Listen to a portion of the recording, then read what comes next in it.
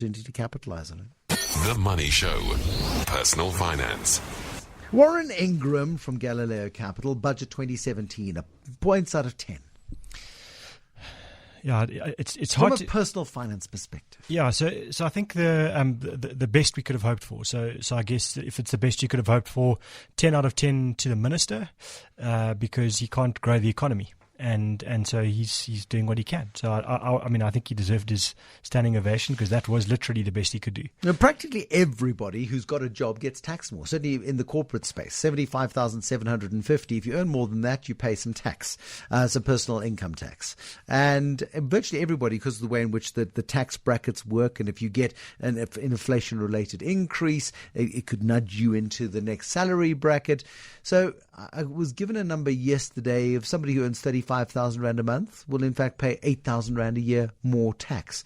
It's not just the super rich getting nailed. Everybody is going to pay more tax this year. Absolutely. And I mean, when you've got a shortfall that we have got now, then, you know, there's only so many tools that a finance minister has.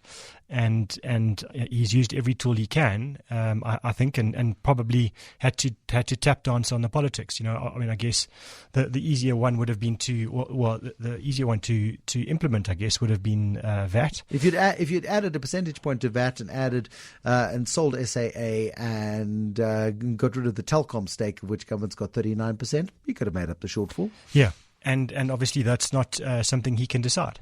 And I think that's the problem. Is that I'm sure he's a deeply rational man. I'm sure that's exactly would have been the first thing that he would have proposed. What's interesting, just on the SAA stake and mentioning Telecom, is it's not something that government talks about a lot. Is that was a very good deal. If you think about getting Telecom back on its feet, and it's a business now that's not going to fall over, that's not going to shareholders all the time for capital, that should be a huge success that they trumpet all the time, and they just pretend like it doesn't exist. It's created an opportunity to realize some value, and they would generate billions out of a sale of 39% of Telecom, and it should be something that's on the table, and also using that as a model to say you take really competent people, you put them in as managers of an organization, you allow them to run it like a business, and then once it's up and running and it's working really well and making decent profit, you then say, right, now it's time to sell it. You pretty it up to sell. Well, I can understand maybe in this climate why they don't sell Telecom specifically, but I think we could probably have a double swing in our favor by doing the same thing with SA. Yeah, no, I think you're right. And also, you get rid of the liability. I mean, you don't have to keep pouring billions into this bottomless pit. On a very positive note, quickly, I spent quite some time today with somebody that's on the ground at one of the very big power plants at Eskom, telling me that in the last 12 to 18 months, he has noticed how the power plant, and it's one of our big ones, has had a dramatic turnaround. In terms of just getting lifts working, getting the factory clean, people are actually willing to do their jobs. People who are not doing their jobs, senior managers, are getting fired and moved out, and running like a business, running like a proper business. Brilliant. That's the way it should be. Now listen, lovely question from Sarah Bassett. But before I get to Sarah Bassett's question, because it's an important one, but is there anything that anybody can do from a personal finance perspective to mitigate their tax liability in terms of this higher income tax that's coming? Maybe top up an RA a little more than you might have before to use the full allocation of the RA at the appropriate time. There's 350,000 Rand maximum. You can put up to 27.5% of your salary in. Very few people actually use those maximums, and maybe now's the time to do it. Now is the time to do it. So I think just to talk to the people that are in the fortunate and unfortunate position right at the very top, if you're earning a salary that is $1.5 million or more, and you're now in the situation where you're now going to pay this super tax, and you're on the borderline, one of the very first things I would be doing if I was in the fortunate position to earn that kind of money is I'd go to my human resources to say, give me a larger number of leave days and reduce my salary. Get me out of this extra bracket. Give me something which is valuable, which is time with the family, and get me out of that. So that's just a quick one that I think because theoretically, if you're earning more than R1.5 million a year, you should have some capacity within that earnings to absorb a bit of a pay cut. Yeah, absolutely. And you end up, so if you get to 1.499 million and you get an extra couple of days of leave, great. Yeah. So I think that's for someone right at the top end.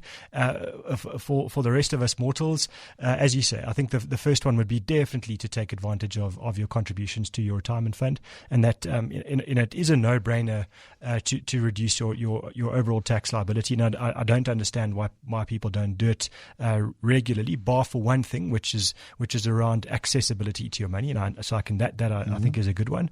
And then I think for people that then do have extra money, take advantage of the increase in the tax-free savings account. It's not huge, but that's the tax-free savings account contribution has gone from a maximum of 30,000 Rand a year to 33,000 Rand a year, which is a 10% increase. It's a 10% jump, and it's another carrot that the minister is giving us to save more. So I think that is an excellent one. And then I think for people with assets, with capital, especially for example where they're sitting with trusts or those kinds of things, suddenly a trust is going to pay tax on income at 45% from the very first rand. And it makes investing in a trust very, very unattractive. Well, that's the idea.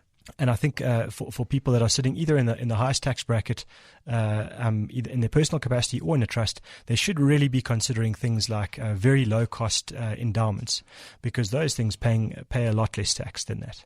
Okay. And then when you get the money out after your 5-year period, you can leave it for longer. It's tax free in your hands. So you're going to save a heck of a lot on income tax and capital gains tax by doing that. I'm always scared to say it on the radio because I hope Provident's not listening. No, but it's what is perfectly legitimate, legal and sensible in terms of your money and what options are open to you as a South African citizen whose duty it is to pay tax, but also whose duty it is to look after yourself in your lifetime and look after your family and any dependents you might have, so that you don't become at some point in the future any kind of burden on the state. We just don't want to give him more ideas. Moving on. That's why. So Sarah Bassett emailed us and she said, I've listened to every one of your Julia interviews and I've been inspired each year. Julia, of course, is the woman who at the age of 27 started investing, and she got everything right. She started investing in the right sort of things with the right amounts of money. She gave up a third of her income, a third to tax, a third to investing, and a third to have fun off. But she also hit it absolutely perfectly. Financial crisis hit and the markets collapsed, and she just invested into this huge long-running bull run that we've seen for so long. Says Sarah, I've got a burning question about whether she is maximizing her Provident fund / RA contribution allowance, and whether these contributions are included in the investments discussed on the show. As I understand it, this tax year she could theoretically be putting away nearly all of that third that she is saving into one of these options, or perhaps she would not want to, as she wants access sooner than 55. My question for her and Ingram is, because we can put 27.5% of our income into a Provident fund, does it mean we should? So what we've never really disclosed not disclosed, just chatted about much on the show, is that Julia actually took full advantage of all of her retirement fund contributions. So pretty much worked in companies where there were Provident funds.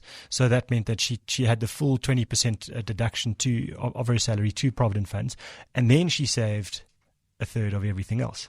So she saved quite a bit more than a third, actually, over time. Such a nerd. Don't make me hate her more than I do. And that's why I didn't really emphasize it, because I thought, people would find that so good it's offensive. So I think the answer is that there's no clear reason in my mind that you wouldn't do that. You really should be saving as much as you possibly can. That nearly 1/3 in your retirement fund. And as I mentioned earlier, the only reason why you wouldn't do that is if you've got concerns around being able to access the money before you turn 55. So let's just say, for Sarah, she says, I'd like to be financially independent by the time I'm 50, and unfortunately, all her money's sitting in a retirement fund, and she can only access it when she's 55. That gives her a 5-year problem. So that would be one reason why you wouldn't do that. And then all she should do is just delay her ambitions for 5 years until she's 55, for goodness sake. Because it makes such good sense to do so. Yeah, but I think if you've taken the pain, you want to enjoy the benefits when you can. And I think the second issue is around mobility of the individual. So a lot of people, with the issues that we have here and the political uncertainty, always want to maintain the accessible capital so that they can get on a plane if they need to. And clearly, retirement funds are just not going to help with that issue. So I think those are the two reasons that I've seen from people that have, I think, a fairly good reason why they wouldn't do the full contribution. Other than that, it makes all the sense in the world. And I think in sort of order, because I think that was Sarah's question in a follow-up, was what's the order of saving? So to me, if you've got 10,000 Rand a month to save, then you do your full contribution to the retirement fund, and that will reduce the balance, and then you would contribute the next amount, the amount we're talking about now, into the tax-free savings, so 33,000 a year, and then left over into discretionary investments, things like exchange-traded funds or unit trusts or shares, etc. Money that's accessible, and so I think that would be the kind of the game plan I would have with money like that. And if you were concerned about the portability or the accessibility of your retirement fund, then mix it up a little bit more. So reduce your retirement fund contribution slightly, and add more to the tax-free saving and to the discretionary investments. So there's nothing wrong with your thinking, Sarah. Very good thinking, yeah. and I'm glad we've inspired you. I'd love to hear a follow-up as she goes. No, absolutely right. Warren Ingram,